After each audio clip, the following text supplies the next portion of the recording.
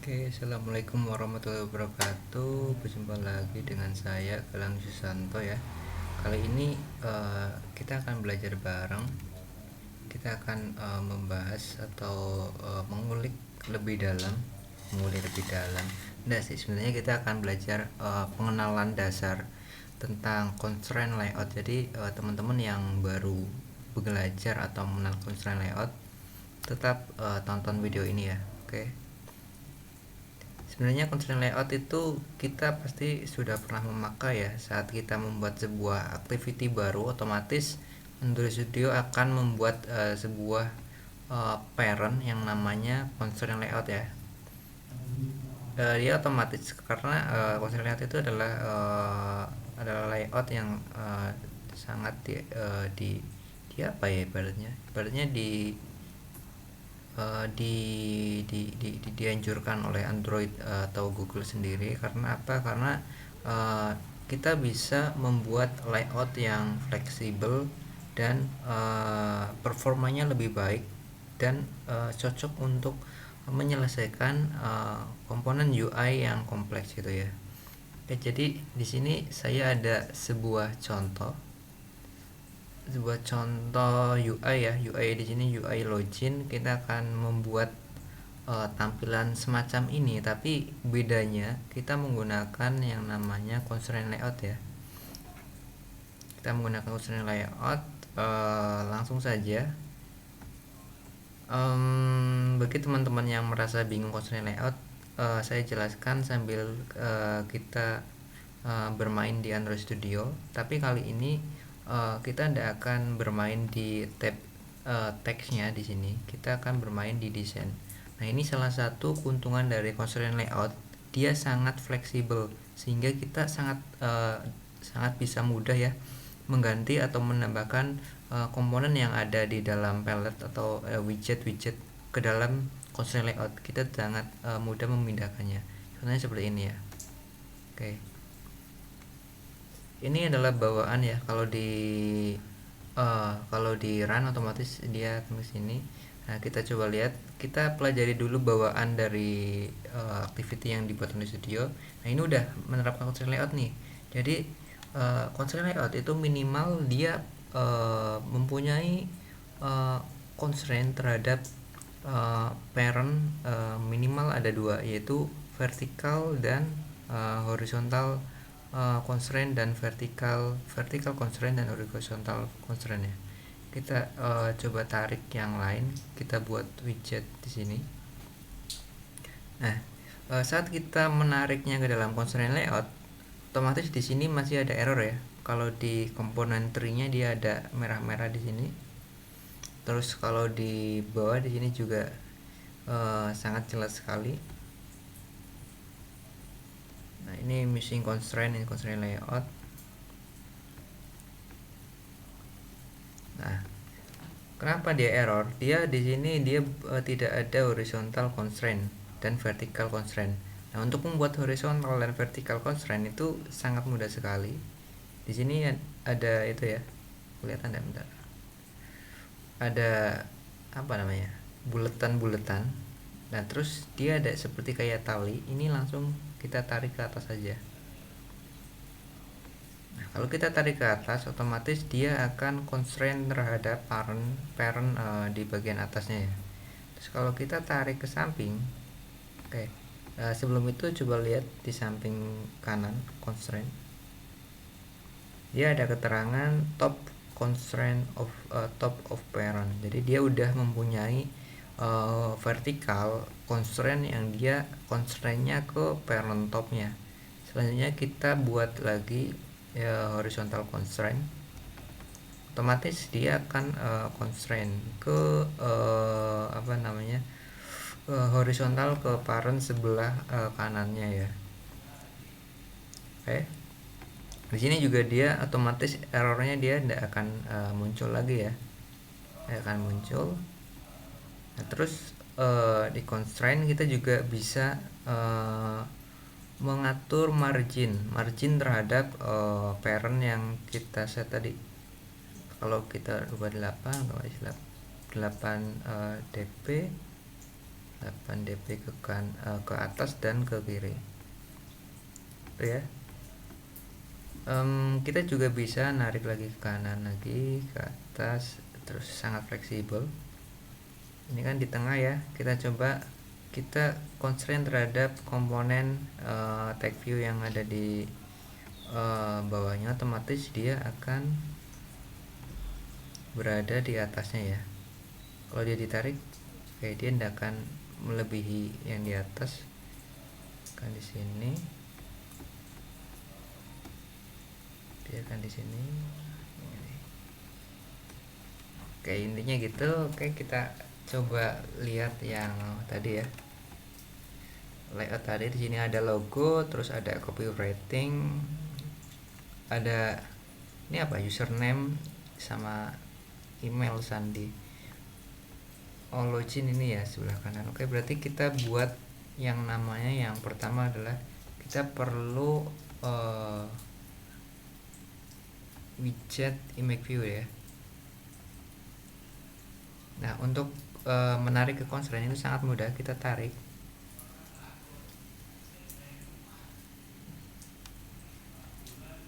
Oke, sebelum itu saya akan menjelaskan juga ada fitur yang menarik di constraint itu adalah kita bisa membuat auto connection atau otomatis constraint terhadap parent. Jadi kayak tadi, kalau tadi kita di sini ya, kita drag drop di sini dan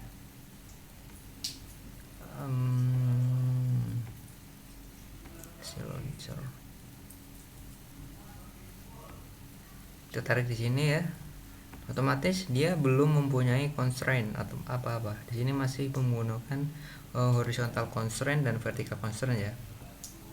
Nah, tetapi apabila kita mengaktifkan fitur tadi, apa namanya ini, auto connection ya to parent, otomatis saat kita menariknya,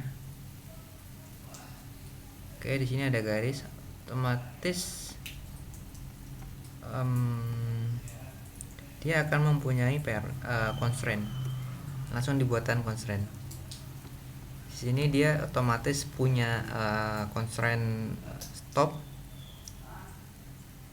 topnya parent dia 16 dp. Jadi oke, constraint parent berarti punya jarak 16 dp. Kita juga bisa menggantinya di sebelah kanan ya. Oke.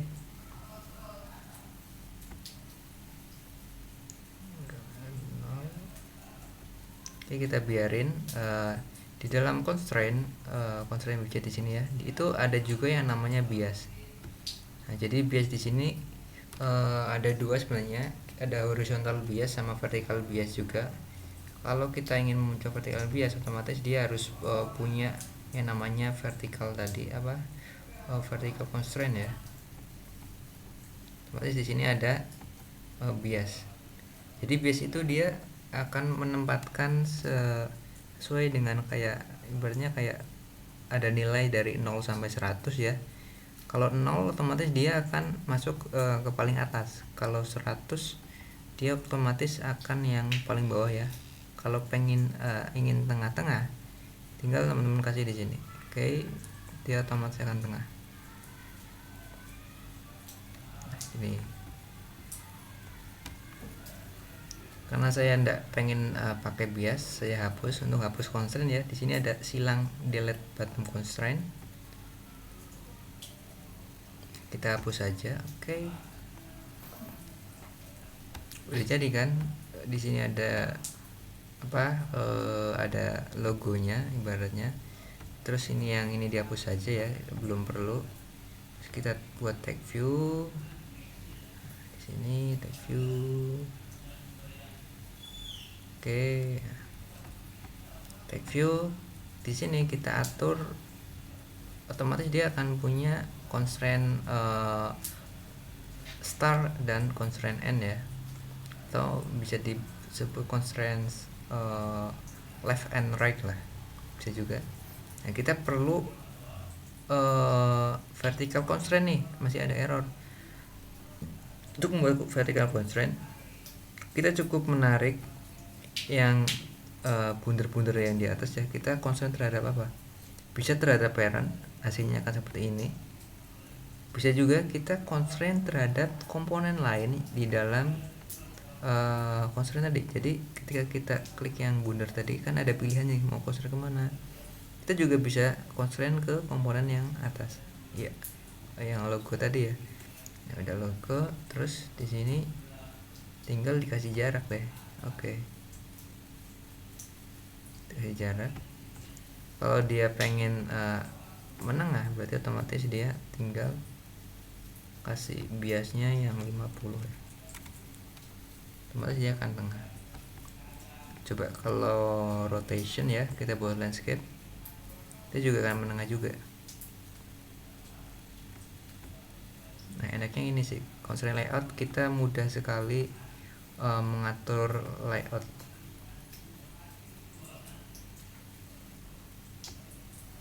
Sebenarnya ini contoh mudah ya, ibaratnya di sini ada logo, terus ada text view, terus ada di sini apa, edit text ya mungkin ya, edit text, terus password, terus ada daftar. Sebenarnya ini kalau kita lihat analisis layoutnya, ini sebenarnya cukup menggunakan linear layout udah cukup sih.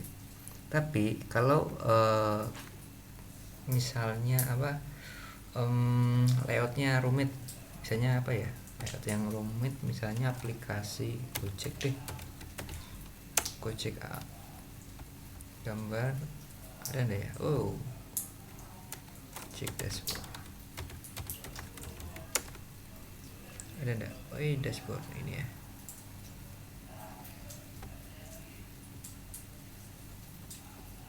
Tampilan baru, kita masuk ke sini anjir, sorry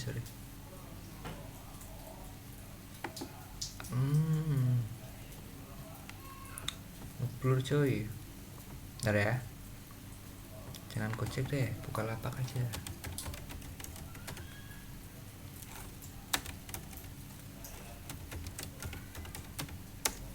Bukalapak, wih ini bagus juga. Oke, kita ambil contoh yang ini aja ya, gambarnya yang di sini ada apa namanya, ada apa ini, ada toolbar ya, toolbar, terus di sini juga ada komponen lagi, terus ada sini lagi, itu kan banyak sekali ya komponennya.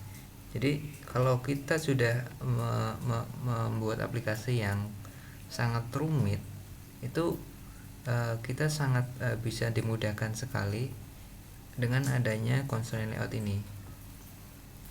Sebagai contoh deh, saya ingin text view di sini dia ada di samping dari logo yang di atas tadi. Caranya gimana? Kalau kita menggunakan relatif, tinggal kita buat to right of ya, to right of apa itu udah bisa. Kalau kita menggunakan linear layout orientationnya tinggal diganti juga bisa. Nah kalau kita menggunakan constraint itu kita tinggal menarik. Oke, constraint topnya kita hapus dulu ya berarti. Tinggal menarik ini ke dalam. Nah, otomatis dia akan berada di kanan dari logo tadi. Nah, terus bagaimana caranya dia agar bisa menengah? Kalau dia pengen tengah-tengah, kita tinggal menarik dia constraint top terhadap sini, constraint top terhadap sini. Otomatis dia akan berada di tengah-tengahnya ya, masih berada di tengah-tengah. Kita tinggal mengatur biasnya. Bias itu kita bisa atur suka, mungkin biasanya 50-50 sih, supaya dia bisa pas di tengah-tengah gitu. Oke. Intinya seperti itu, kita biarin deh ya, biar membedakan dengan yang lain. Selanjutnya kita kita butuh yang namanya tadi apa, email deh, kita masukin email. Oke, sorry, kita masukin email satu ya deh ya. Sini ada edit tag yang tipenya email. Otomatis kalau kita pakai sini udah dibuatkan ya constraint-nya. Nah, kita tinggal narik constraint-nya mau konten kemana, mau ke logo kah, atau kita mau ke tag view yang tadi kah. Kita ke logo saja ya, kita ke logo, terus kita atur deh jaraknya. Dadah. Di sini kan dia tidak full kanan kiri ya, karena kita coba lihat layout di sini, layout width-nya dia masih wrap content. Nah, untuk membuat full, otomatis method width-nya dia harus dibuat match constraint. Nah, match constraint itu sama dengan 0 dp ya tadi. Atau ada juga cara yang lebih cepat. Itu di sini ada satu lagi ya, ini tanda panah kecil di sini. Di sini ada sebenarnya ada 3 pilihan. Yang pertama itu fit. Nah, kalau fit dia berarti mengatur width-nya dengan satuan dp tadi. Tapi kalau dia match constraint, otomatis dia akan memenuhi. Tapi kalau dia match constraint fit, match constraint ini apa satu match constraint.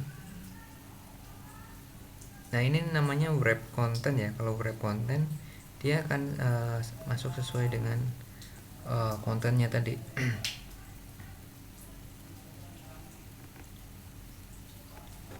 Oke, tapi di sini dia tidak full ya. Untuk kita buat full tadi apa? Kita buat match constraint udah full, terus tinggal kita atur deh margin kanan sama kirinya. Misalnya 32. Nah, ini ya. Ya kan? Udah jadi nih.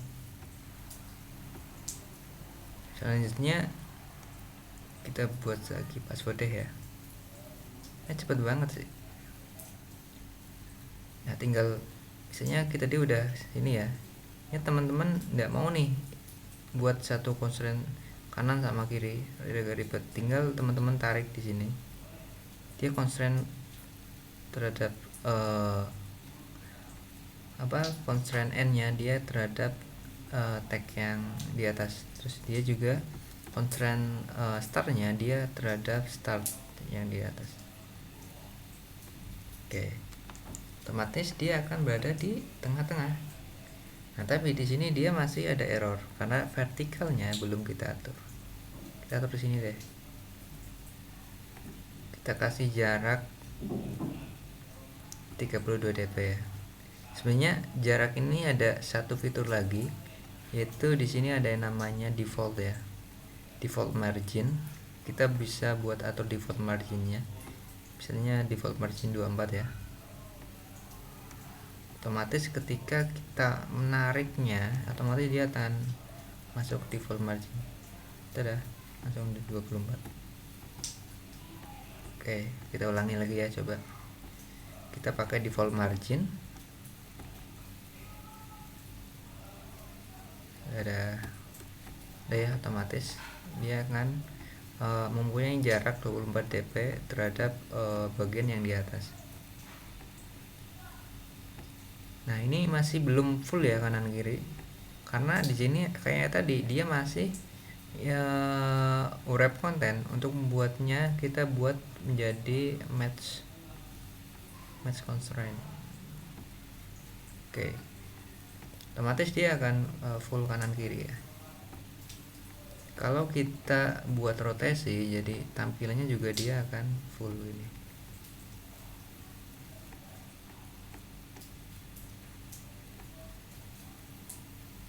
Oke. Sebenarnya ada banyak fitur hidden fitur atau fitur yang tersembunyi dari constraint tadi untuk memudahkan sekali. Misalnya gini, saya punya satu button buat login tadi ya. Oke, kenapa nggak bisa? Oke, bisa. Terus saya kasih di sini infer constraint itu dia akan otomatis membuat sebuah constraint yang menyesuaikan dengan layout yang udah ada. Ya, kayak tadi kita ulangi lagi ya. Button kita tarik. Nah, di sini kan dia belum ada nih horizontal sama vertical constraint-nya. Dengan install apa namanya ini? Infer constraint, otomatis dia akan dibuatkan constraint menyesuaikan layout yang sudah ada ya. Dia kalau ini kok dia constraint ke bawah, tapi saya tidak pengen constraint ke bawah, saya pengennya dia constraintnya tadi ke atas ini. Kalau dia lebih ke atas ini berarti otomatis dia akan dibuatkan constraint ke atas. Oke, seperti ini ya. Dia akan punya constraint kanan atau constraint end ya, dan constraint start terhadap parentnya masih 0 dp 0 dp. Terus di sini wrap content. Jadi deh mungkin itu dulu ya yang bisa saya share malam ini. Intinya syarat dari constraint layout itu yang pertama adalah dia mempunyai vertical constraint. Yang kedua, dia wajib memiliki yang namanya horizontal constraint. Nah, kelebihan sendiri dari constraint layout itu kita bisa menyelesaikan UI yang kompleks dengan sangat mudah. Misalnya gini, saya punya saya kasih contoh lagi apa ya? Misalnya button ini saya pengen ditempatkan di sebelah gambar logo, tapi rada aneh ya, tapi kita buat latihan enggak apa-apa. Saya hapus dulu ya constraint-nya, tinggal klik kanan, clear constraint selection, otomatis dia akan hilang. Kita tarik buttonnya di atas ini. Nah, setelah udah kita tarik samping, kita tinggal langsung menggunakan infer constraint, otomatis dia akan dibuatkan constraint-nya ya. Oke. Saat dia landscape, dia akan rapi juga nih. Tinggal mengatur misalnya marginnya kah atau apanya kah, tinggal atur di sini aja. Mungkin itu dulu ya constraint layout kali ini. Apabila ada pertanyaan silakan bisa komen di bawah, karena saya juga baru belajar nih tentang constraint layout. Ini udah lama sih, cuma pengen gue share aja. Sebenarnya ada beberapa trik lagi dari constraint itu yang apa ya, yang saya pernah gunakan itu ada yang namanya chaining di constraint layout. Jadi dengan chaining itu kita bisa menempatkan widget secara berderetan dengan mudah lah, intinya seperti itu. Tapi untuk kali ini kita belajar dasar aja. Yang penting teman-teman udah tahu ya cara menggunakan constraint itu seperti tadi. Oke, untuk terima kasih teman-teman yang sudah menyaksikan. Apabila konten ini bermanfaat, jangan lupa like ya. Kalau ada yang perlu ditanyakan silahkan bisa komen juga di bawah, atau hubungi aja ke akun sosial mediaku. Oke, sekian. Wassalamualaikum warahmatullahi wabarakatuh. Bye bye.